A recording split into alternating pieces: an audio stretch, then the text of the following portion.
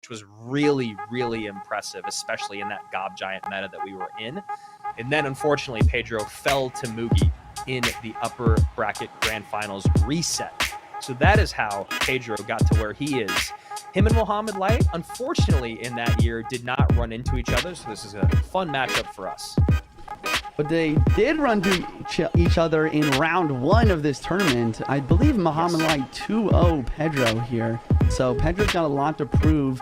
He's going in for the Goblin Drill right away to try to apply some pressure. Looks like we have a Goblin Drill mirror matchup here. This is going to be fun. Yeah, Goblin Drill mirror matchup, but 2 different looks. Pedro going for the popular look on the day, and Mo going for the look that you and I yesterday, I mean, who knows what the other 2 cards are going to be, but just Demolisher in general feels like a card that is not quite going to work, or at least it didn't work yesterday, but if one person can make it work, it's Mohamed Light at the bottom of your screen, and you're absolutely right, Juicy. A very quick 2 up, 2 down for Mo versus Pedro yesterday in the first round of the bracket.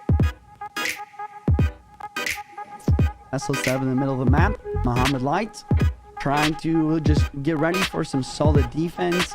He's going for the Goblin Drill to apply some pressure as well. Would not be surprised to see a snowball come in. No, he goes for the poison instead, predicting the guards, trying to get some goblins on the tower. Yeah, I like that poison. You know, he's down a few elixir, so we see Pedro go hyper aggressive here at the bridge. Demolisher plus Goblin should do a good job there. He has to Evo Snowball on defense. Wow. And Mo able to recover mostly. Yeah, I mean, I don't hate this play. Obviously, I would like to see the Evo. Whoa, and the pre-Mighty Miner predicting the Evo Bomber. Nice. And he's got a double Goblin Demolisher here. Maybe he can actually make a counter push off this. Yeah, I mean, that's one thing that we don't see a lot is double Goblin Demolisher, and we do know they do a ton of damage. Now pulls back the Goblinstein with the drill, and while it might have just been really pretty and fun to watch, doesn't actually get a lot done, but that could have been crazy interactions there for a second. And we see the Tesla on the right lane. I like this decision from Mo to just switch lanes here. It's going to allow him to defend, counter push. Whenever you're in a mirror matchup and your opponent doesn't have a big spell, I always recommend switching lanes, playing same lane here, because he can continue to apply pressure, get poisons on offense, prevent his opponent's counter push, while also defending and counter pushing in the same way.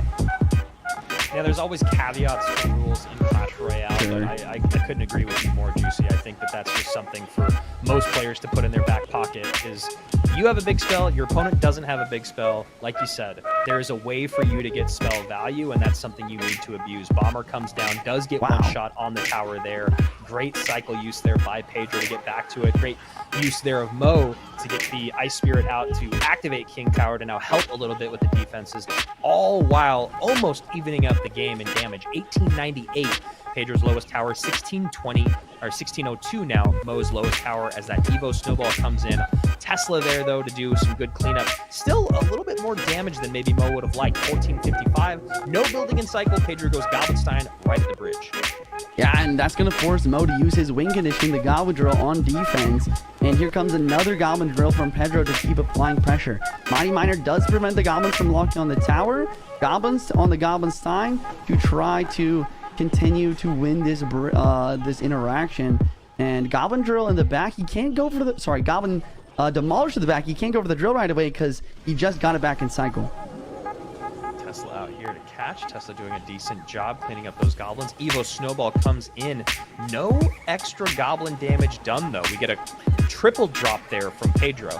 Wow, 2 Teslas on the board, but neither of them lock onto the Goblinstein. Snowball, but still, the Goblins are connecting. Evo Bomber does miss, but there's only 30 seconds left. Mo needs a lot of damage in this last 30 seconds. And another Snowball. Evo Snowball is in with the Evo Ice Spirit. So great defense there for Mo, but I don't think he's going to get enough damage. He's got so much down. Poison really the only thing ticking away. Second drill comes in because that Mighty Miner is on the board, but the Goblinstein is there. The ability is popping. Guards are there as well. Poison comes down.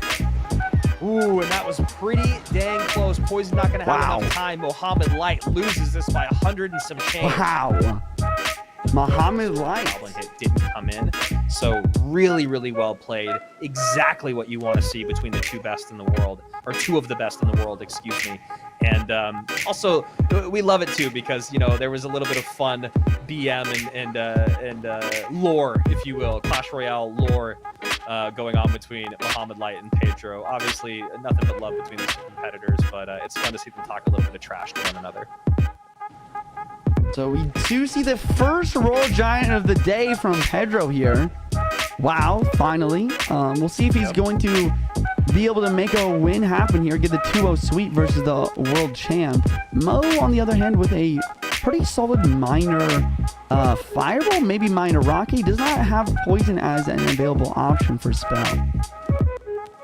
Yeah, and it's still, like, it's not quite as surprising as it used to be because Royal Giant Evo's been in the game for so long, but it is still just like, man, look at the first 3 cards played. What an aggressive way to start the game for a Royal Giant player, when in the past you would have seen Skeletons come out, then the E-Spirit, then you maybe try the Monk. So just a different game that we're in nowadays, and Pedro did get a little bit of damage from it. 27-45, Mohamed Light's lowest tower against 29-22 with 1:30 remaining in regulation. I do like this matchup for Mo. I guess it does kind of depend on what his big spell is, but if you look at Mo's lightning. Yeah, I was thinking that. I was like, what are the chances we see a lightning here? Lightning would be solid. He's very strong versus the Evil Hunter. But if you look at Mo's deck, like, there's not much that can actually get deflected by the Monk. The Evil Bats do a great job in this matchup. The guards, the Boss Bandit are strong, and it looks like he does have the Fireball, able to hit the tower, and the Hunter there. Really well played. So version of this deck was pretty popular. I believe it did have lightning in it, the one that was run regularly on the leaderboard, but makes sense if Mo's thinking about getting to game number 3, which you know he is, because you know he wants to win this game number 2, might want to pull out lightning in game 3. Yeah, on the other hand, Pedro probably has a lightning as well, so that's definitely something that Mo's going to have to watch out for when it comes to his building placements. Nope, it is a fireball. It's going to drop down to get this cannon and allow the RG to get one shot here. Really good value from Evil RG there. Yeah, and you see Mo doing, I mean, we've watched so many of his matches now that his body language and his general expressions speak volumes at this point. I feel like we're like those lip readers you see on like TikToks and stuff. And you can tell that he's definitely feeling a little frustrated right now with the way that his defense is kind of unfolding. He's getting that Mohamed Light grimace that you see when things just aren't quite going his way. He's taking more damage than he wants, especially with a deck like this where your win condition is the Miner and kind of the Boss Bandit, but against someone like Pedro, that Boss Bandit feels like a lot less of a win condition than it would normally. Here we see the cannon place one tile up in the opposite lane to prevent Fireball from hitting the tower and the cannon at the same time. It's a solid defense. Hunter won't get a shot, but Mo, this is not the situation Mo likes. He likes to be up damage with really solid defense. He's going to have to find some way to break through here. Yeah, that's actually a really great point that you make about Mo. He usually does come out to the lead earlier in the matchup and then hold on and, you know, get in a spell at the end. Like you said, he usually just spends a lot of that time defending, but this is not the case you want to be in, and this is also not the situation Mohamed Light likes to play from. A little bit late on the log there. Knew the E-Spirit was going to come for the bats. E-Spirit gets there just in time, and now that Evo RG will get a shot, and it does. 1566, 2175. A lot of damage coming in here on the left that Mo has to sacrifice. And the Hunter's going to get another hit too. Now the left side is the most HP done. He's going to go for the Boss Man ability right away, but the Fisherman's ready for the Miner. Fireball onto the Fisherman to try to break through, but it's just not enough. And here comes a Royal Giant from Pedro immediately. And I was just going to say, correct me if I'm wrong, Juice, but I'm pretty sure this is also going to be a spot where Pedro wants to switch lanes, not only because it's the weaker tower, but it's the weaker tower in the same lane that that Mo's trying to work on. And so the spell value, the Hunter value, the counter push value is all so much better. Fireball inbound, 16 seconds left in the clock. Evil Hunter's in cycle blocking the lane. The Monk is getting more chip damage, as well as with 3-card cycles, Pedro's going to cycle back to his Fireball quicker. He also catches the Miner of the Skeletons.